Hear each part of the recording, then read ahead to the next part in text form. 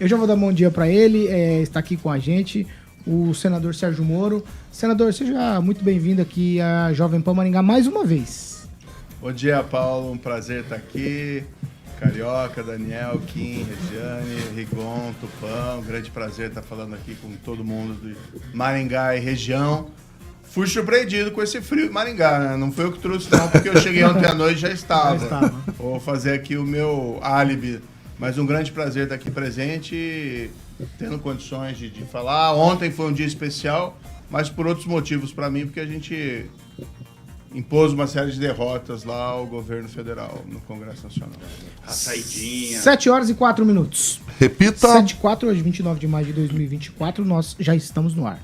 Ele acabou de ter o mandato confirmado por unanimidade lá no Tribunal Superior Eleitoral em um processo de abuso de poder econômico na pré-campanha eleitoral de 2022. Então o Sérgio Moro está aqui para conversar com a gente e para esclarecer para você, maringaense, você também de toda a região, sobre tudo o que aconteceu. Vamos lá.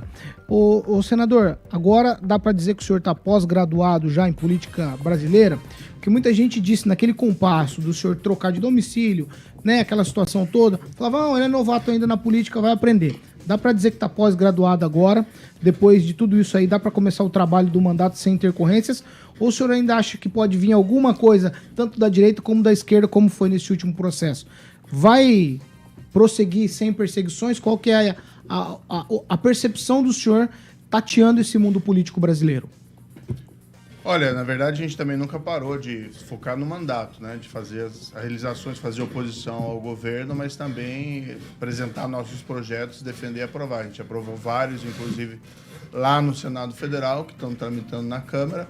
Esse ontem, inclusive, do fim das saidinhas, é um projeto que eu tive uma participação bastante relevante no Senado Federal para destravar esse projeto. Agora, claro, dentro de um governo Lula, a gente sabia que ia ter uma perseguição e foi isso que foi reconhecido pelo TSE, né? Uma ação que não tinha causa real. A gente fez uma eleição totalmente limpa, gastos registrados. Como eles não tinham o que dizer, inventaram um monte de coisas e perderam, né?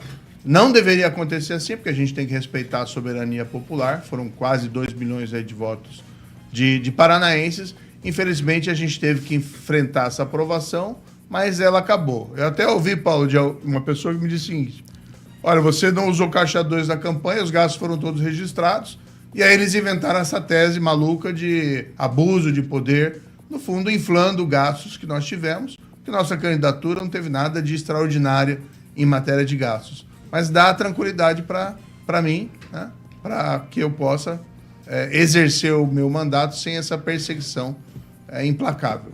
Eu vou com você, Kim, que você teve uma tese muito interessante, eu toco a palavra para você agora. Bom dia, senador. Com relação ao próprio processo, né? O PL, por exemplo, e o PT, beleza, demandaram o senhor.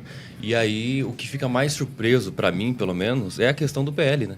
E eu queria saber qual que é a leitura que o senhor pode fazer nas próximas eleições, inclusive do municipal, com relação a essa, talvez, não sei, conversa ou não, uma continuidade com uma conversa ou não, nas questões políticas com o PL, se vai se afastar, né? Porque, assim, o senhor é da União Brasil, mas a gente sabe que em muitas regiões se tem essa...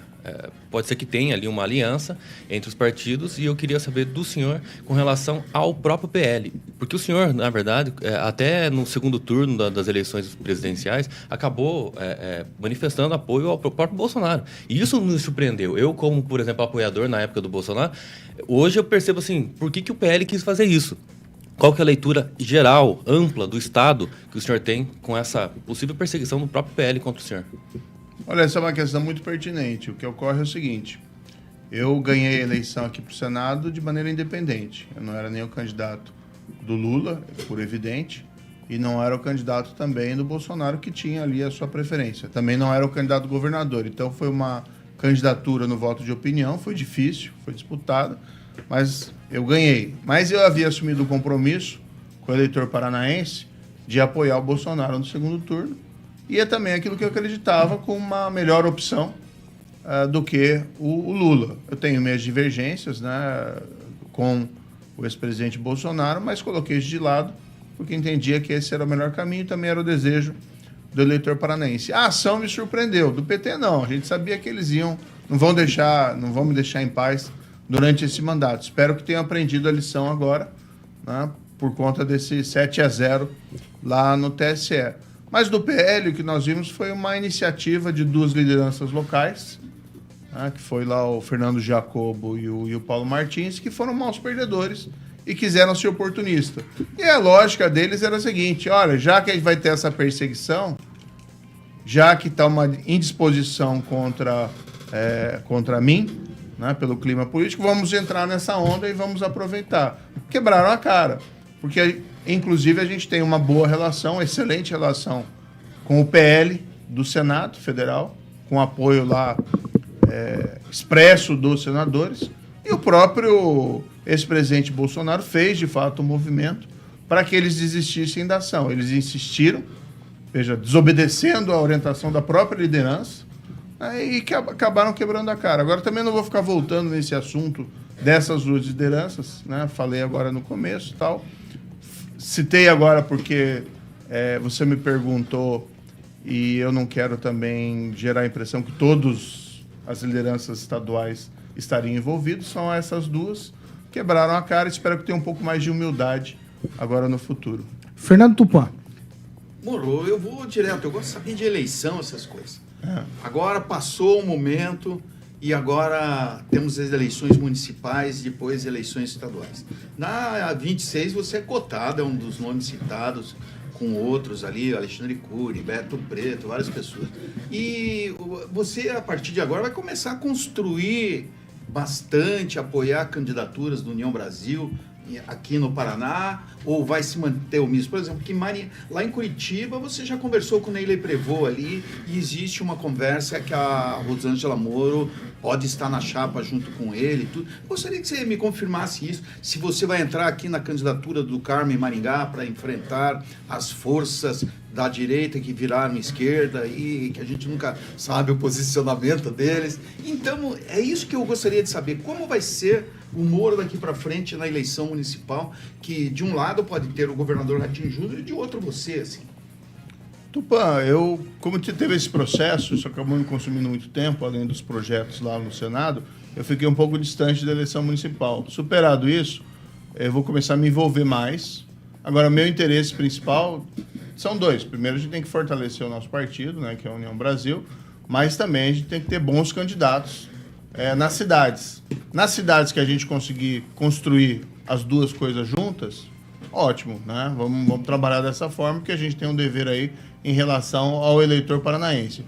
Agora, dos detalhes específicos, eu vou te frustrar, vou ficar te devendo de dar, né, maiores detalhes, porque a gente está se posicionando em relação a esse tema. Existem algumas questões que precisam ser resolvidas previamente.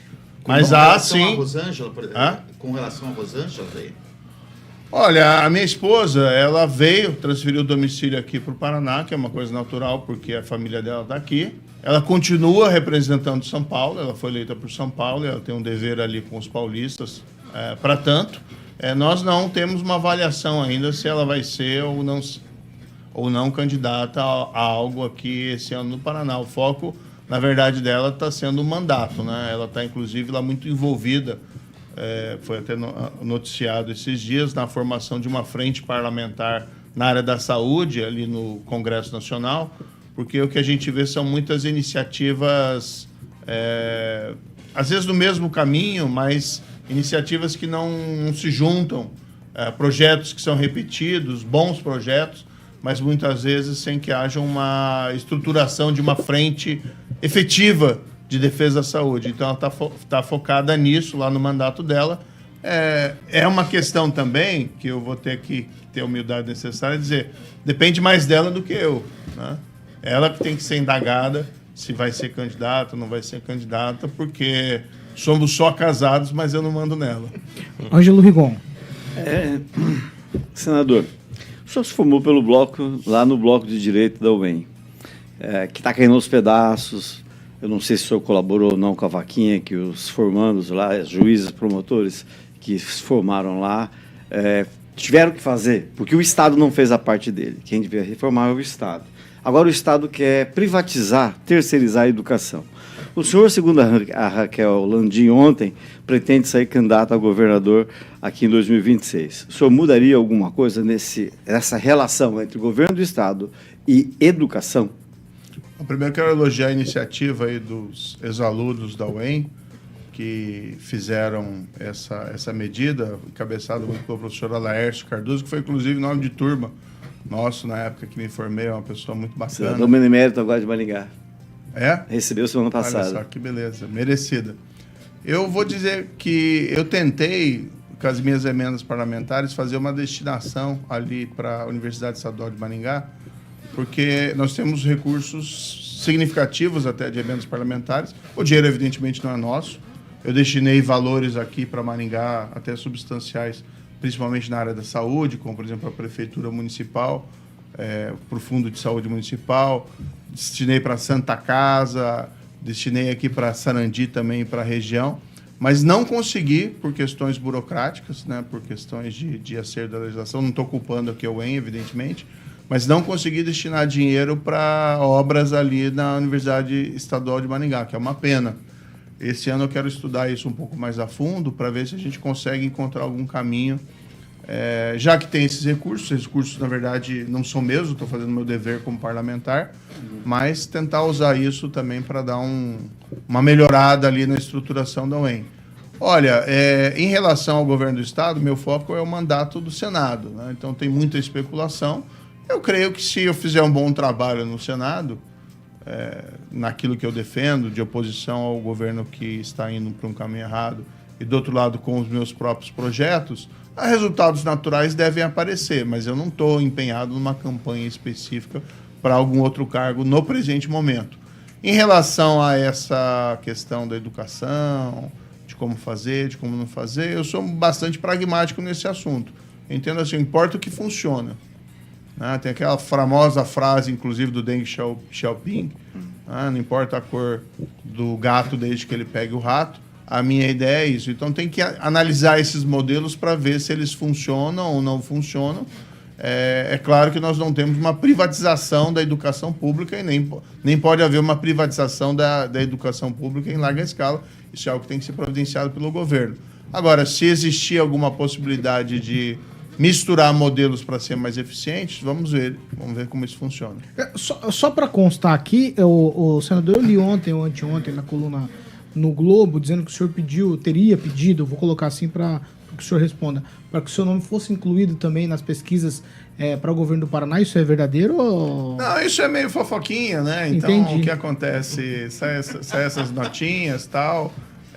O que acontece que, desde que eu teve o julgamento, daí já começa a pergunta, mas vai ser candidato a presidente? Vai ser candidato a presidente? O que eu falei, o que eu posso aqui dizer com muita clareza, é que não serei candidato em 26 à presidência da República. Mas ao governo do Estado... O foco é o mandato, né? O foco é o mandato de senador. Então, assim, vamos ver como as coisas evoluem. A minha preocupação que eu tenho colocado também, eu acho que o governo federal, o governo Lula, me desculpe aqueles que gostam, falando aqui, né, do está sendo um desastre. A gente está vendo o país seguir por um caminho muito perigoso de elevação de déficit público, de gastos descontrolados, de aumento de tributação. Os taxas de juros não caem por conta disso. Eu receio que a gente possa entrar numa grande nova recessão em 2015, 2016, como foi em 2015, 2016. E aí não vai ter como culpar Lava Jato, aí não vai ter mais como culpar Senador, Roberto Campos, se o Lula é tão ruim, por que o senhor não enfrenta ele em 2026? Porque existem outras pessoas, né? O que eu também me disponho é apoiar um candidato da direita, do centro-direita, pessoas que eu tenho um pouco mais de afinidade do entendimento para derrotar o PT e o Lula em 26. Acho que isso é importante para o país, porque o caminho está errado. Regiane. Pois é, diante disso, até vou mudar a minha pergunta. porque a gente recebe muito através do chat ali essa questão de quando toca no nome do senhor, que o senhor está aliado ao Lula, né, ao governo petista. Então, o senhor colocando essa posição aqui é super interessante e necessário para que todos os ouvintes, que são aqui em média 4 milhões pelo rádio, tenham ciência disso. Agora, entrando na minha pergunta mesmo, ontem tiveram ações importantes no Congresso, né? Uma delas foi em relação às fake news, né, que é outro ponto que a gente traz aqui e bate muito, porque nem nós, que fazemos a parte de comunicação, às vezes conseguimos achar um ponto correto do que a gente lê para trazer. Né? Muitas das vezes você tem que pesquisar muito. Como que o senhor vê um meio aceitável dentro da democracia para fazer essa regulação, que ela é necessária? Sim. Não, mas excelente pergunta. Eu sou vítima de fake news a todo momento. Como disse agora há pouco, Lava Jato prejudicou a economia, combater a corrupção prejudica a economia, são esses disparates que vêm toda hora. Quando eu estava na campanha para senador, eu estava na cidade ali, acho que foi de Palmas, e uma pessoa chegou para mim, uma senhora, né? E uma senhora aparentemente muito bem instruída, e falou para mim, olha, eu gosto tanto de você, ia votar em você, mas eu vi que você está com o Lula agora. Eu falei, minha senhora, né? Exatamente. Eu prendi o Lula, como é que eu vou estar com o Lula? Né? Daí eu apoiei o Bolsonaro, depois no segundo turno, ainda o pessoal vem com essa história. Ontem, até, vamos colocar um exemplo, o Congresso Nacional fez um hat-trick, né, contra o Lula lá, que na verdade derrubou vários vetos do Lula e manteve alguns que o governo Lula era contra, mais do que 3, mas vamos destacar principalmente aqui os 2 mais importantes, os 3 mais importantes, né? Um deles era para manter um veto do governo anterior em relação à lei de defesa do Estado Democrático, que entra no tema das fake news, que eu vou falar um pouquinho.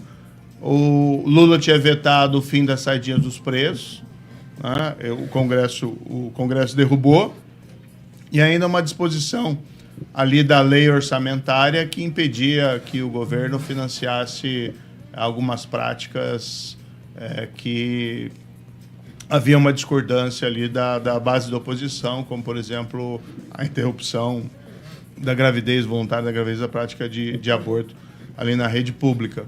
Eu votei com a oposição em todos, né? Eu sou da oposição firme a esse governo. É claro que eu estou no União Brasil, que é um partido de centro-direita, né? E o partido, nesse ponto, respeita a independência dos parlamentares, então tem alguns parlamentares que estão na base do governo Lula, mas eu sou oposição pura e simplesmente. A questão que você colocou é muito interessante. De fato, a desinformação, a fake news, acaba prejudicando o debate público, mas o grande ponto é quem define o que é fake news ou não. E o que eu entendo, e votei ontem nesse sentido, você não pode criminalizar uma conduta, como estava na lei, dizendo que passa a ser crime divulgar fato inverídico em eleições. O que é o fato inverídico? Quem vai definir quem que é o fato inverídico? Então, colocar nas mãos do aparato governamental, seja do governo ou da justiça, uma possibilidade de censura ou de criminalizar a palavra com base em termos tão indeterminados, não dá. É contrário à liberdade de expressão, é contrário à democracia. Então, sei do problema da fake news, sou vítima de fake news constantemente. Não só sou eu a vítima, muitas pessoas são, mas nós não podemos enveredar por um caminho em que a gente coloque nas mãos de uma autoridade pública o poder de dizer o que é verdade e o que é mentira no debate público. Daniel Matos. Bom dia, senador. Falar um pouco aqui de Maringá. O senador falou que colocou emendas aí para a UEM, para a Santa Casa.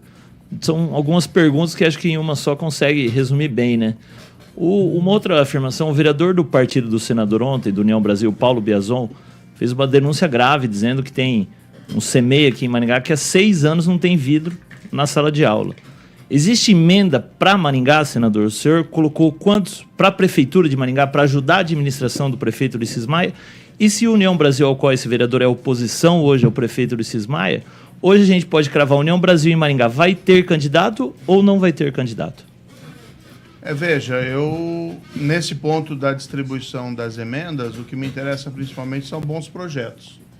Tá? E, claro, a gente tem um dever com a população paranaense de fazer uma boa distribuição desses valores, né? Evitar uma concentração em apenas um único local. Afinal de contas, sou senador do Paraná e não senador de Maringá, embora muito me orgulhe que tenha nascido aqui em Maringá. O que eu posso te passar aqui de dados que já foram liberados, tá? Fundo Municipal de Saúde de Maringá, nós passamos 1 milhão, recurso pago em 27 de 5 de 24. Santa Casa de Misericórdia de Maringá, 1 milhão e 500 mil reais, recurso pago em 22 de 5 de 24, via Fundo Municipal de Saúde. De novo, Maringá, né, foi mais de uma fonte ali, mais 500 mil, custeio ao piso de atenção primária de saúde. Destinamos 500 mil para a Guarda Civil Municipal de Maringá. E para a PAI de Maringá, 100 mil reais. Esse dinheiro ainda não foi liberado, para a Guarda está em processo de empenho. Então a ideia é essa, né? Não importa se eu vou apoiar X ou Y, a população que é beneficiária desses recursos. Então esse é o nosso critério. Gostaríamos de atender todos, né, os municípios de Maringá. Infelizmente também não há condições, porque os recursos são até amplos para emendas parlamentares, mas também não são infinitos. Para a educação em Maringá, a gente acabou não destinando nessa ocasião, o que não impede que nós repassemos no futuro diante de bons projetos. Eu fiz uma escolha também, nas minhas emendas, de destinar um bom valor para a segurança pública. Então foram quase 20 milhões destinados para a segurança pública, e a gente fez uma opção, porque normalmente segurança pública que se quer comprar o quê? Veículo, né? E armamento ou colete, que são necessários, essenciais para a polícia, mas nós fizemos uma opção para destinar para a área de inteligência e principalmente para a polícia científica, né? Para a área de perícia. Então, diretoria de inteligência da Polícia Militar, da Polícia Civil e, igualmente, a Polícia Científica lá no Paraná, porque a gente entende que isso, de certa maneira, acaba beneficiando todo o Paraná, né? Já que essas atividades de investigação e de inteligência são essenciais para a boa condução dos trabalhos. Mas a gente está querendo ver uma forma de colocar isso em transparência ativa para poder ter um controle maior do cidadão em relação ao emprego desses valores na ponta, né? Porque a gente também se preocupa com isso.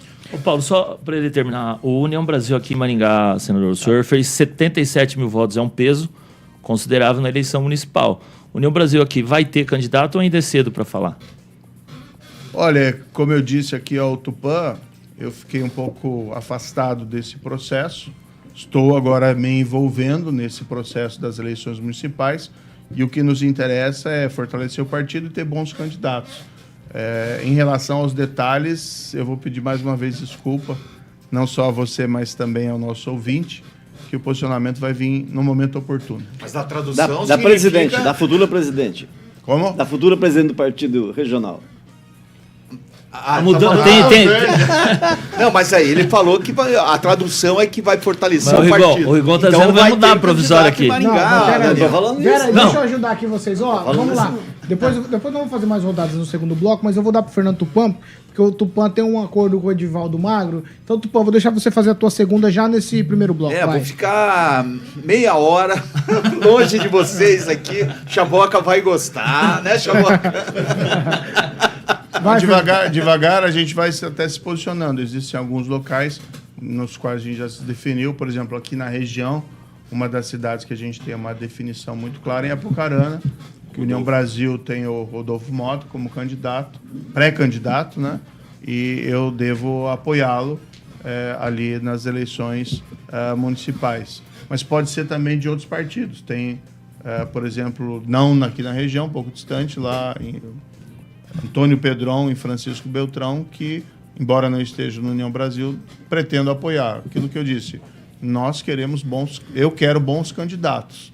Nós temos 7 cidades aqui no Paraná que vão ter segundo turno. Essas 7 cidades correspondem a 30% do eleitorado.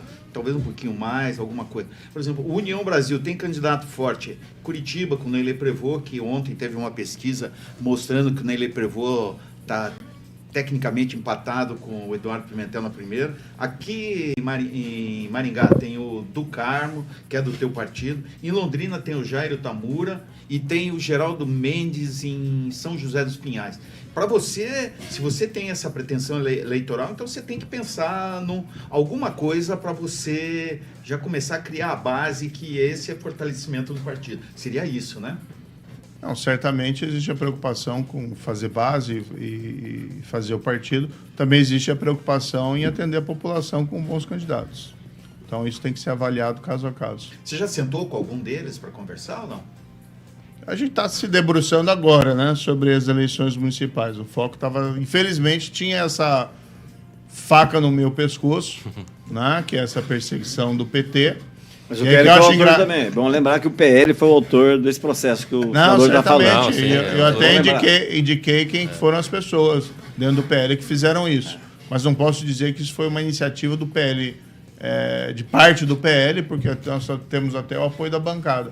Aliás, foi até interessante, porque outros senadores da oposição também estão sendo vítimas de perseguição. Um deles é o Rogério Marinho, que é senador lá pelo Rio Grande do Norte, e tinha uma ação buscando a cassação dele. Foi recentemente, semana passada, né, julgado improcedente lá no TRE do Rio Grande do Norte. E aí, por conta daquele julgamento, né, pelo menos essa é uma percepção, mas talvez o julgamento no TSE a meu favor influenciou os autores daquela ação a não recorrer.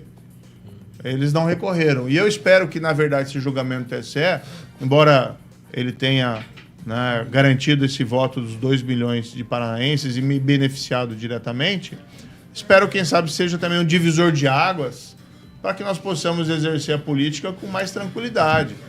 A democracia não pode ser isso de destruir o adversário. A democracia tem que ser um espaço de divergências e que se resolvem pacificamente através do debate ou do voto, né? E não essa postura de... como é que diz lá? Winner take it all, né? Quer destruir o adversário. Não pode ser assim. Então, espero que tenha esse significado também, esse julgado. E o país precisa de pacificação na política, sem prejuízo de nós não abdicarmos as nossas posições, que podem ser veementes. De véspera de feriado, recebendo o senador Sérgio Moro, e está conversando com a gente aqui sobre diversos assuntos. O senador, uma das falas do senhor aí nos últimos dias foi em seguir o Brasil, prosseguir, sem polarização. No mundo político, o senhor estava falando disso no bloco anterior, foi meio en passant, e aí eu queria que o senhor expressasse mais sobre isso. Como fazer no âmbito político? Porque isso reverbera com as pessoas também. A política cria essa polarização, e aí quem se identifica com o político também embarca nessa, e as pessoas se tornam inimigas aqui. Famílias, irmãos, brigam por conta dessa coisa toda. Como fazer para seguir no Brasil sem esse negócio de ou eles ou nós? Essa é uma pergunta bastante pertinente. Só mandar um abraço aqui pro prefeito Volpato, né, que mandou a mensagem ali. De fato, a gente destinou recursos para a saúde aí de Sarandi. Mandar um abraço também para o Maurício Gueden, ali de Paranavaí, que é outro pré-candidato que a gente deve apoiar, embora não seja do União Brasil, mas existe ali um apoio já construído. Olha, essa é uma questão interessante. Eu não vou abdicar de fazer oposição ao governo, mas eu também tenho focado nos meus projetos. Hoje, por exemplo, na CCJ do Senado, nós temos um projeto que visa fortalecer o nosso mercado de ações, a Bolsa de Valores, que é um mecanismo importante para fomentar investimento no país, que capta investimentos, recursos das pessoas, que são canalizados ali para as empresas que se mostram, vamos dizer assim, que aparece um portfólio ou são mais atrativas para atrair esse investimento, que a gente é um projeto de programa whistleblower, de permitir que façam denúncias de fraudes, para evitar o que aconteceu, por exemplo, como as lojas americanas, aquela grande fraude.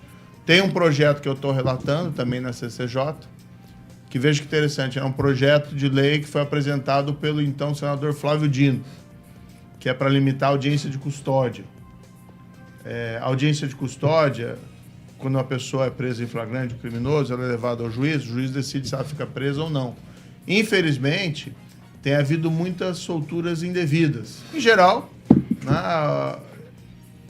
50% mais ou menos das pessoas presas em flagrante ficam presas na audiência de custódia.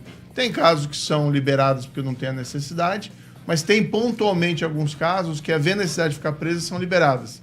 Se você for pesquisar, tem casos até de gente presa em flagrante por estupro, por crime violento, gente que foi presa anteriormente, solta em audiência de custódia e novamente é presa.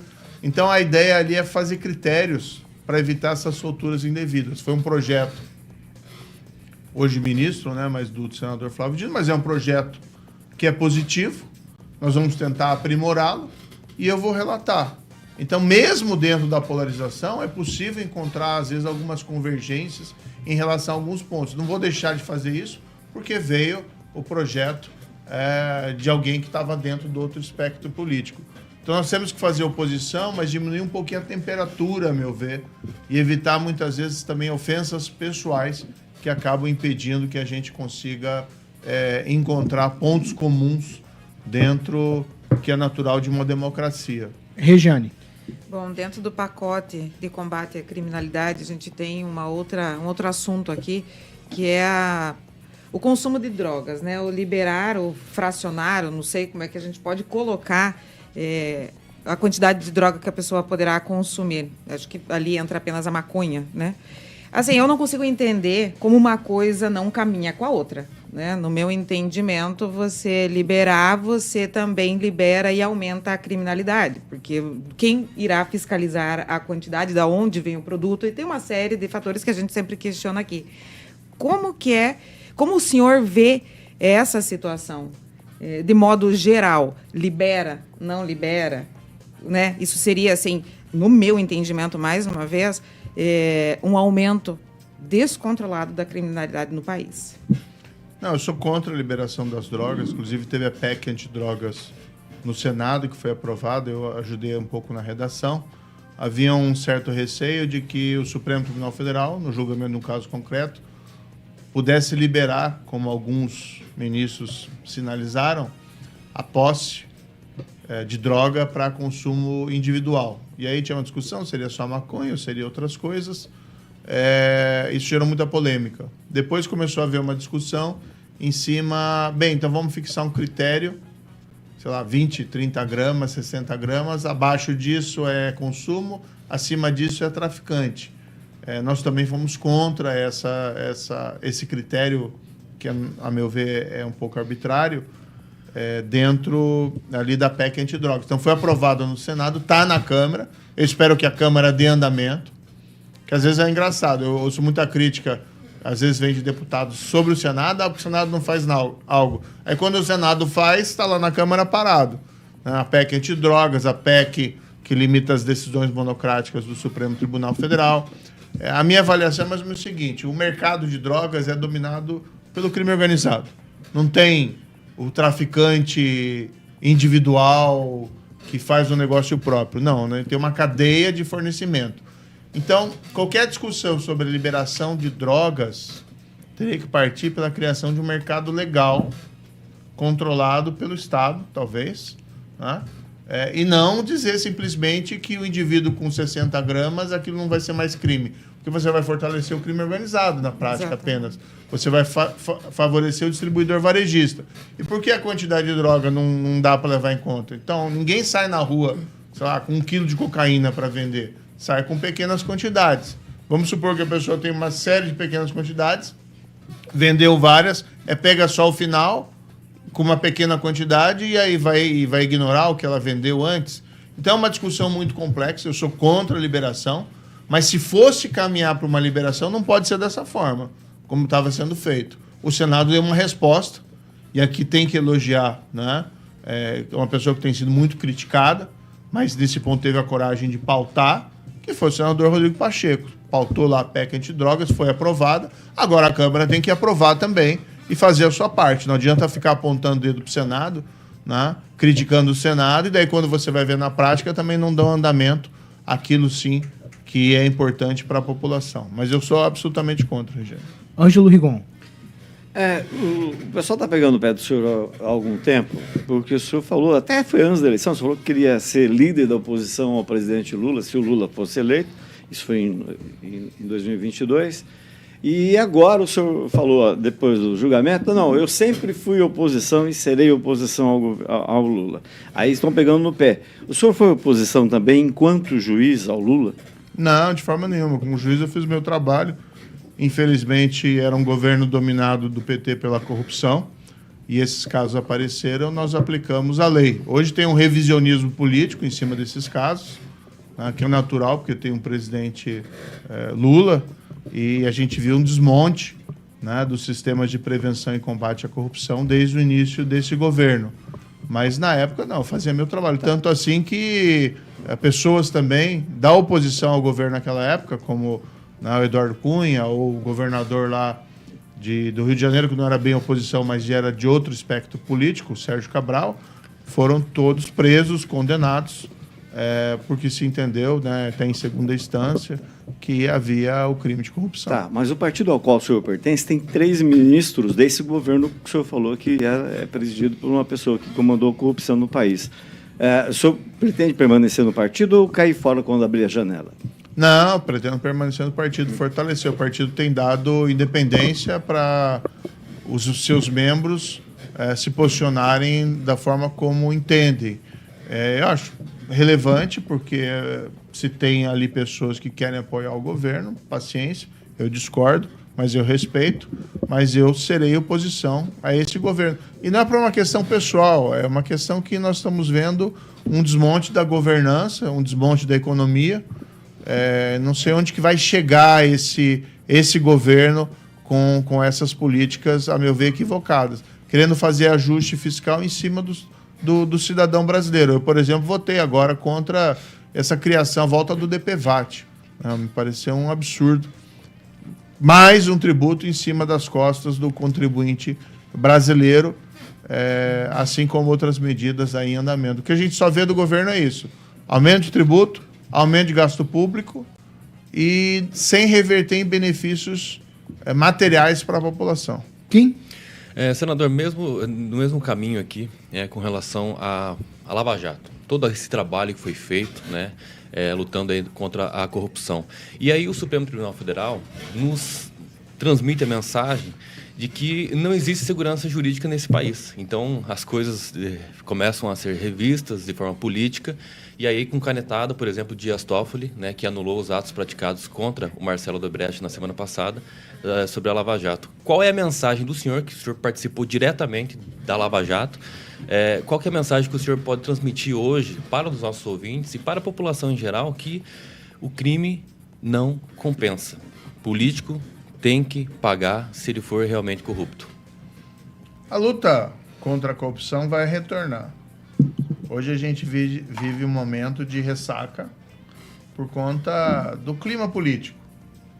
Não deveria a política influir nisso, mas infelizmente acaba influindo. Eu tenho um grande orgulho do trabalho que foi feito pela Lava Jato. A gente está vendo essas decisões com base em tecnicalidades, com argumentos que muitas vezes a gente não concorda. Espero que possam ser revistas através dos recursos próprios. Hoje, Kim, é muito difícil também eu apresentar projetos e aprovar projetos lá no Congresso sobre esse tema. Por isso que eu tenho me focado não só na parte econômica, mas também na parte da segurança pública, que a gente vê um espaço para crescimento, como foi esse caso do fim das saidinhas. Mas eu não tenho dúvida que a luta contra a corrupção vai voltar. Não existe uma democracia saudável sem nós não nos preocuparmos em prevenir e combater a corrupção. Num governo Lula é muito difícil fazê-lo por essas circunstâncias. Mas essas anulações, essas decisões, eu evidentemente delas discordo. Não sou mais juiz para que eu possa fazer algo ali dentro do judiciário, né? Dentro ali do Senado, o que nós podemos tentar fazer é encontrar brechas para tentar evitar que isso aconteça. Mas, como eu disse, o momento político não favorece essas medidas. Em parte, né, quando a gente criou esse programa, vai ser votado no CCJ, a gente já aprovou na Comissão de Assuntos Econômicos, aprovou na Comissão de Segurança Pública, vai agora para a CCJ, que é um mecanismo antifraude na Bolsa de Valores. Isso também visa evitar subornos, casos de suborno por empresas privadas de capital aberto, em relação à administração pública. Mas são passos, tem que ser paulatinos, para a gente retomar aquela força política para combater a corrupção de novo no país. Daniel Matos, sua vez, vai.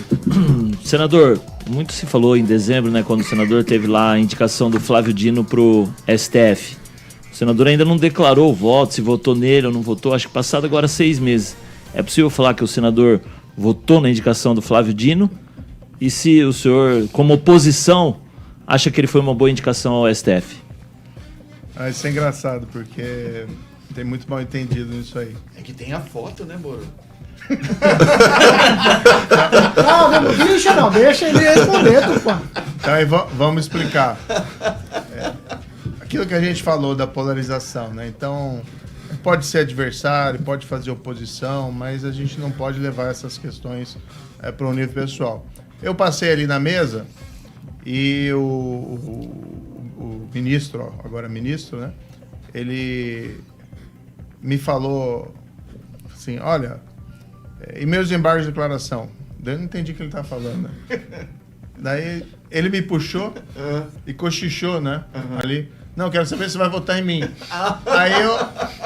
Aí eu levantei e dei uma risada e tiraram um monte de foto. Aí já virou que tem um abraço. Não, peraí.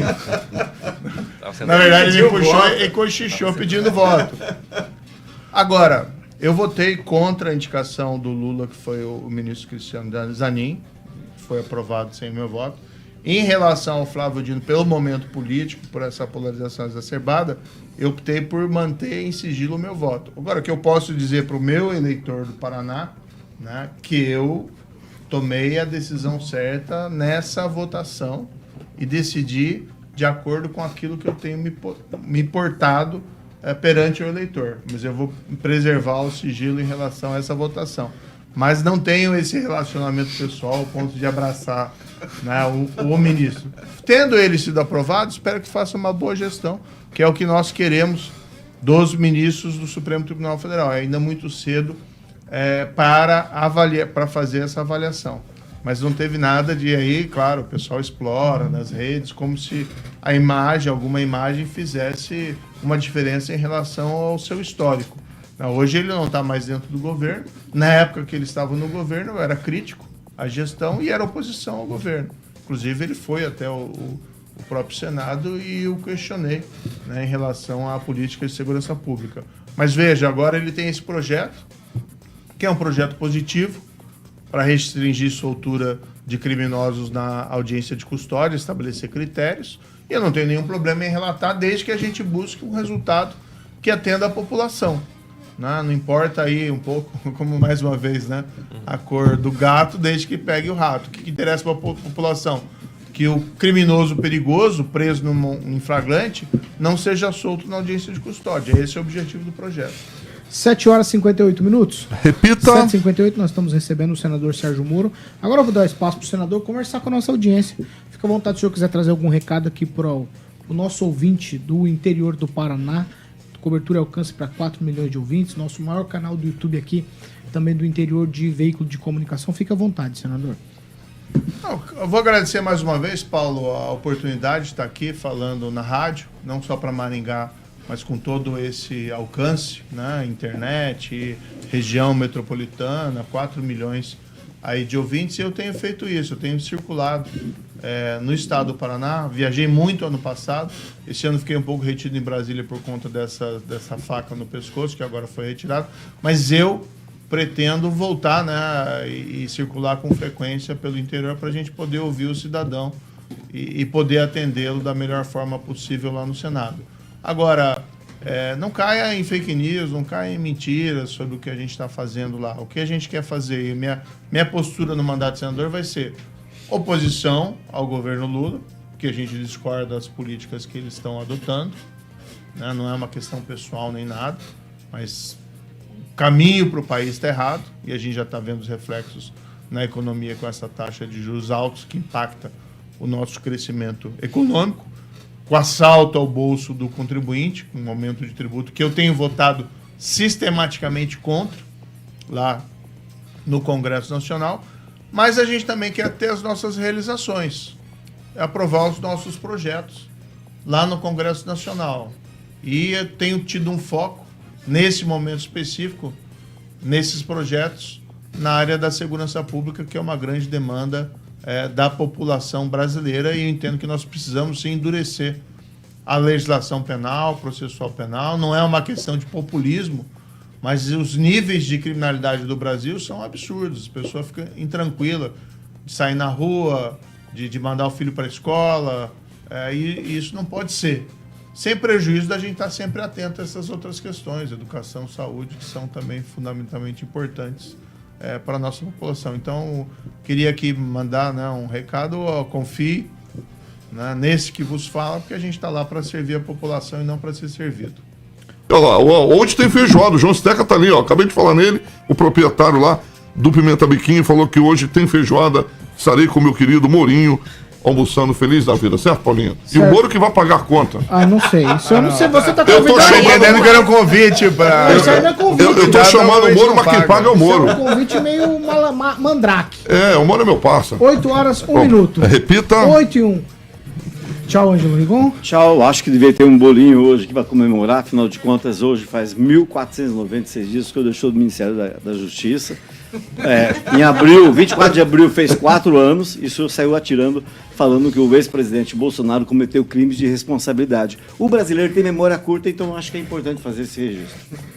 Tchau, Regiane. Vou aproveitar o momento e vou justificar que eu não preciso de crédito, é que aqui a torre não pega e eu fui bloqueada. É um celular novo mesmo. Eu ia colocar crédito no meu celular. É um celular novo, na verdade, tem que comprar. Bom Bom dia pra vocês. Deixa ela dar tchau.